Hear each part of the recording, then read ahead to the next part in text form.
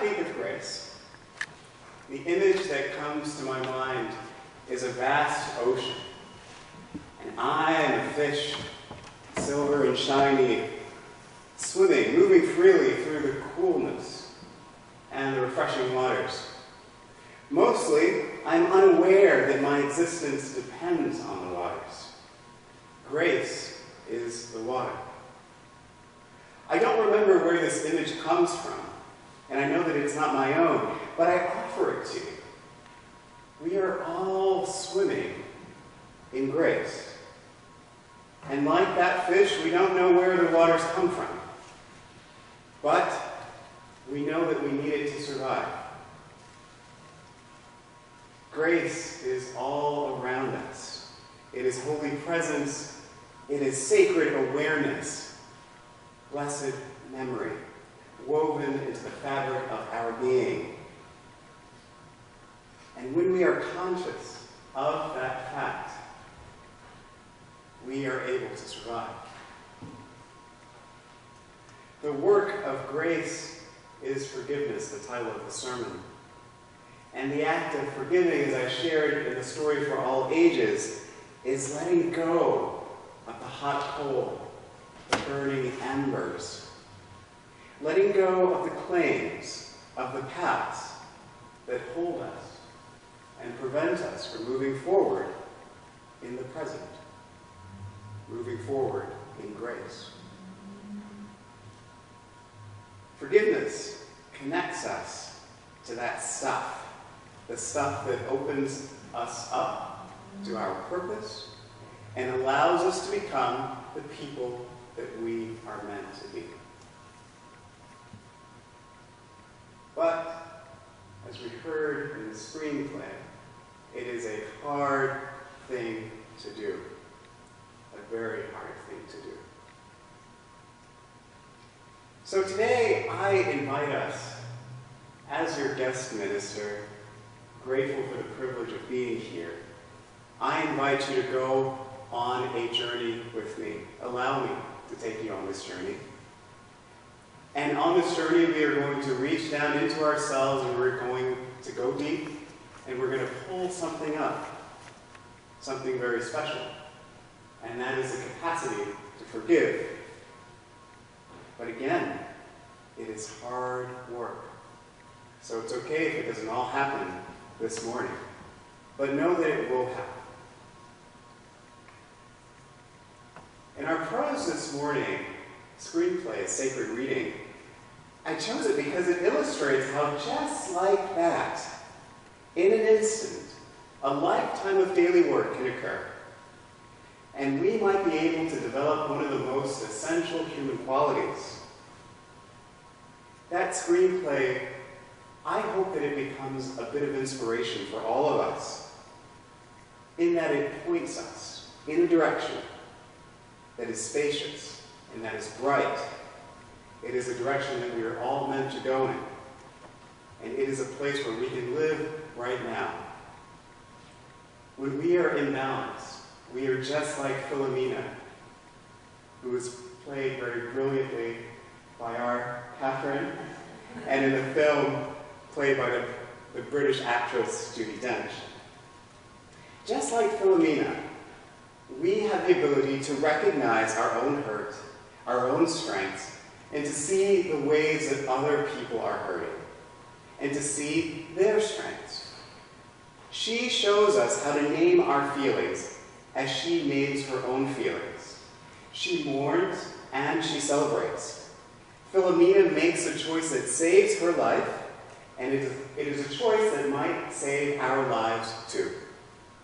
So let me set the scene for you and give away some of the plot, but not all of it. I encourage you to see this movie. Philomena Lee is a woman who, after 50 years, builds up the courage to go out and seek her son, a son that she was forced to give up 50 years ago. And in the film, we are taken back and forth from modern-day London to the United States to 1950s Ireland. You see, it was there that Philomena had a tryst at a county fair. She got pregnant, and as a pregnant teenager, she was sent away to a convent to live out her pregnancy and ultimately leave without the community ever knowing what had happened. And while she was at the convent, she was under the constant care, or mistreatment, some might say, of the nuns there.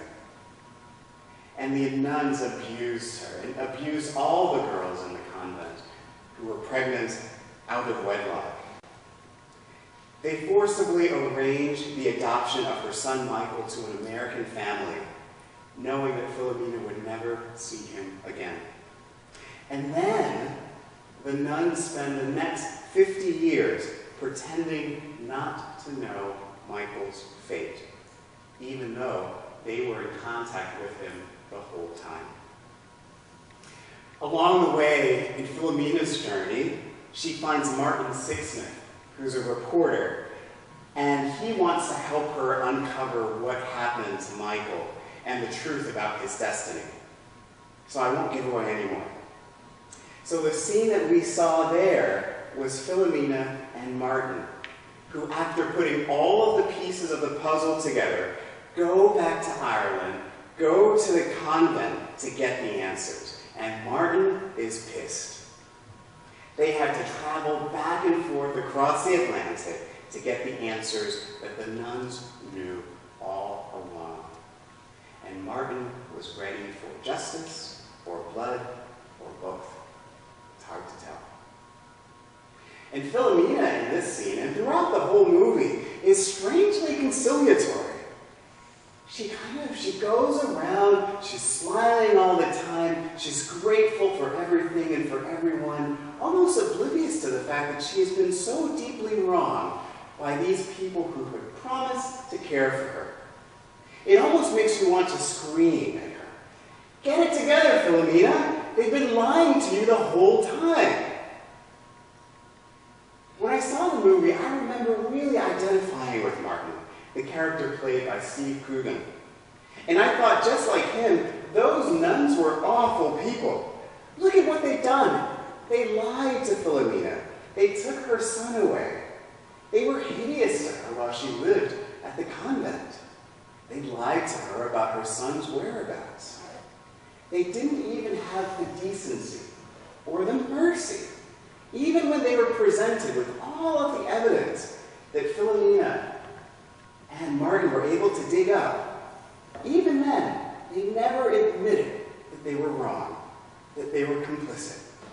They were defiant to the end, and they showed no remorse for deceiving Philomena and her son.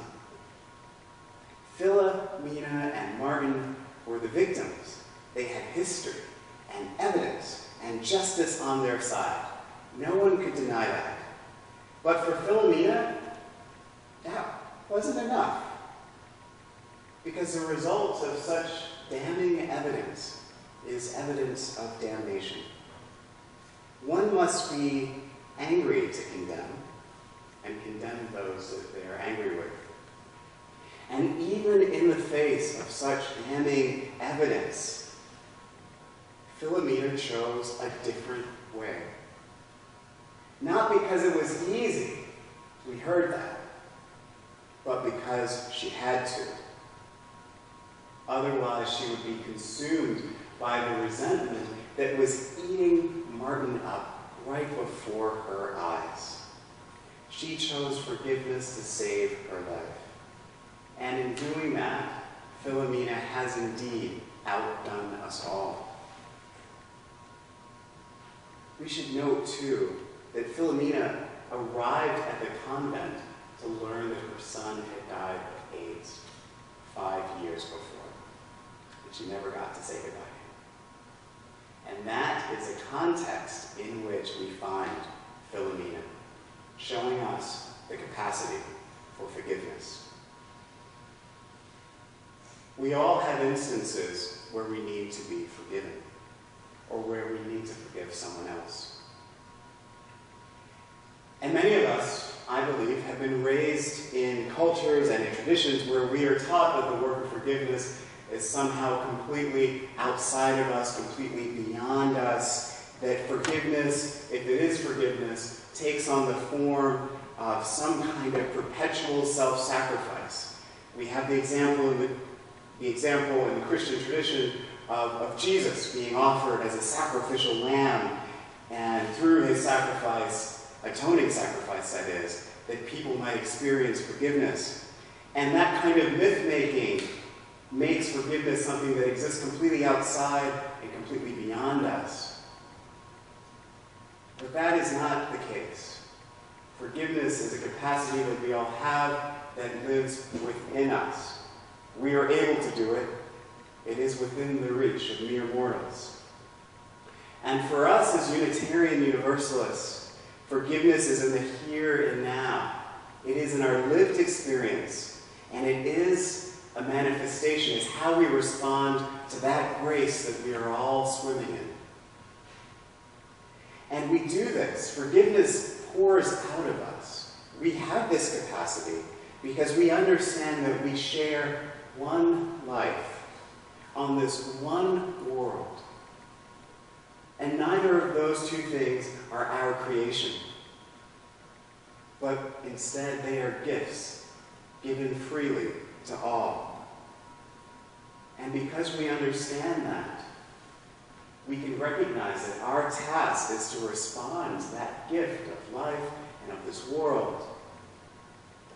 Our task is to learn to live together as best we can, and forgiveness makes that possible. It restores our sense of well-being and peace, and other good things will follow. But most of all, remember that it begins with us. And if you can remember anything that I say today, remember this: that forgiveness frees us from anger and resentment, and we deserve that kind of freedom to live more fully in this world. Anger and resentment holds us back from living with the worth and dignity, our first principle, and it separates us from that nature of interconnectedness and interdependence, our seventh principle. These are the essential characteristics of Unitarian Universalism, and forgiveness allows us to connect with those things. So early in the film, there are instances where Martin's anger, he's angry the whole time. He resents the Catholic Church and the nuns the whole time. And it really creates this vast field of distance between him and Philomena, and him and the world. And Philomena was able to recognize that and to say, forgiveness is a way of crossing the breach, of building a bridge, of being more fully present in the here and now. Most of all, it helps us to end the cycle of suffering that we unintentionally inflict on ourselves and others. In our poetic reading from the Visuddhimagga, the path of purification, which comes to us from the Theravada Buddhist tradition, the 5th century sage Buddhaghosa describes how anger is like a hot ember, a hot coal that we hold on to with the idea that we are going to throw that hot coal at our enemies. But can you imagine holding on to that hot coal to throw it at your enemies? What is it doing to you in the meantime? What is it doing to me in the meantime? He also says, in a bit more colorful language, that it's like holding excrement in your hand with the intention of throwing it at someone. What does that do to us? It leaves us with burnt hands and stinky fingers.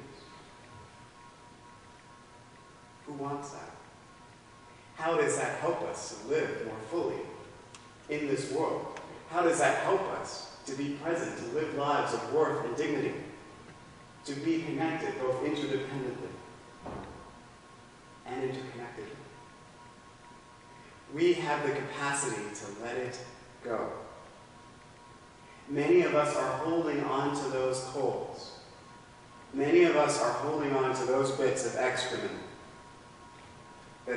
they are just so hot and so stinky. And we are not meant to do that. With forgiveness, we unlock the capacity to let things go. In our American culture, we don't spend a lot of time talking about forgiveness. And this sermon, if anything, attempts to be a corrective to that. And this weekend, while we honor the noble sacrifices made by men and women in uniform and without, and the sacrifices that their families have made to support American liberty and prosperity, let us also make room this weekend for the work of forgiveness, the healing of the wounds of war in our communities, and hopefully among the nations. Let us lift up this possibility of forgiveness, hold it out in front. Let's celebrate that as well. Let's celebrate a future when wars might cease, or be prevented in the first place because we found a new path forward. As Buddhaghosa, the theologian, and many spiritual leaders have pointed out throughout history, the cycle of anger and resentment and the need to retaliate only adds more suffering to our world. And we must ask ourselves, like Buddhaghosa did, what is the point of getting angry? Again, especially if it only leads to burnt hands and stinking fingers. There's a song in the African American tradition that says, God is trying to tell me something. God is trying to tell me something. Maybe God is trying to tell me something right now. God is trying to tell us something. God is trying to tell us something. Maybe God is trying to tell us something right now. When many beautiful ideas pop up in cultures all around the world, maybe there is something, someone trying to tell us something. All the prophets and sages say the same thing. We must let go to move forward. We must end the cycle of anger and resentment. Forgiveness is countercultural because we don't talk about it. It's even subversive. And I want us as a church community to be subversive and to talk about forgiveness. And I want us to reject the culture that says that we must be right and that we must condemn others. Being right is not an accomplishment. Being justified is not an accomplishment. Being compassionate and forgiving is the accomplishment. We have an example of a church in New Orleans a few years back where protesters entered the Union Church in New Orleans and participated in the service, and during the time of prayer, that group got up and shouted, "You are going to hell! You believe in abortion," in the middle of their worship service. And as horrifying as that was to experience on a Sunday morning, the church rose up, and instead of rushing in anger at that group of protesters, they sung "Spirit of Life." And they sung it loudly. And they sung it over and over and over again until the protesters who were in the sanctuary were drowned out and the ushers were able to escort them out. What an example our brothers and sisters and friends in New Orleans offer to us of how to comport ourselves and how to demonstrate the values of forgiveness. I hope that we can all respond that way in recognizing in our enemies perhaps a hurt and broken person waiting to become a friend. I want us to stop the pattern of hurt and pain, because this faith tradition, if it calls us to anything, calls us to this work. So let us begin by recognizing that anger and resentment is something that we can let go of. We can experience it, but not for too long. Let go of the ember. Let go of the coal. And I encourage us most of all to create families, to create a culture and a society that we dream of today, a society that lifts up the value of forgiveness and recognizes that that is the only response that we can have to the grace that we are all swimming in. And I will end with these words. Sister Hildegard, I forgive you. This is the work of grace. This is the work that prophets and sages have reminded us to do. And this is a work that we are called to do. Do it today.